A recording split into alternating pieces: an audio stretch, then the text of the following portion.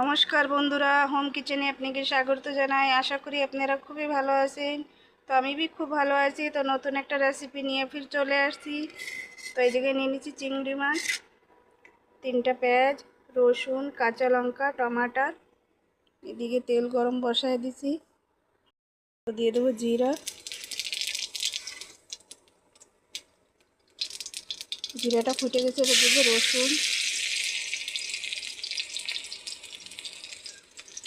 কাঁচা লঙ্কা, পেঁয়াজ।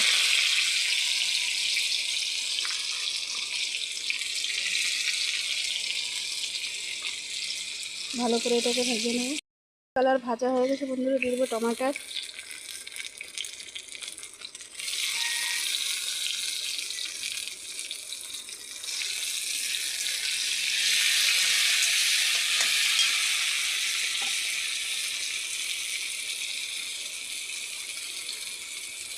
স্বাদ অনুসারে দিয়ে দেবো লবণ,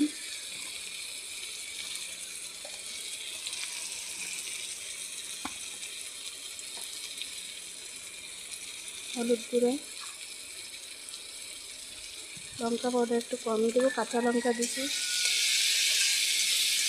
ভেজে নেব।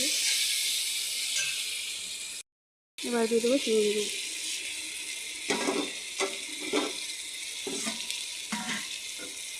এর সাথে ভালো করে ভেজে নেব। আমাকে লাল লাল করে ভাজা হয়ে গেছে। এবার দিয়ে দেবো কিছু পেঁয়াজের কলি আর দিয়ে দেবো ধনে পাতা।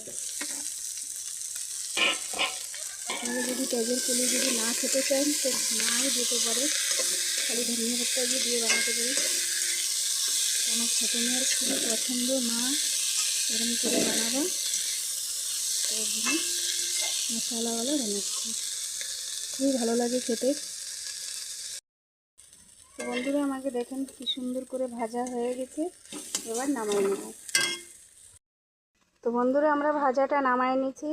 দেখতে পাচ্ছেন কালারটা কত সুন্দর হয়েছে, আর খেতে তো জানেনই চিংড়ি মাছ কত দারুণ লাগে খেতে।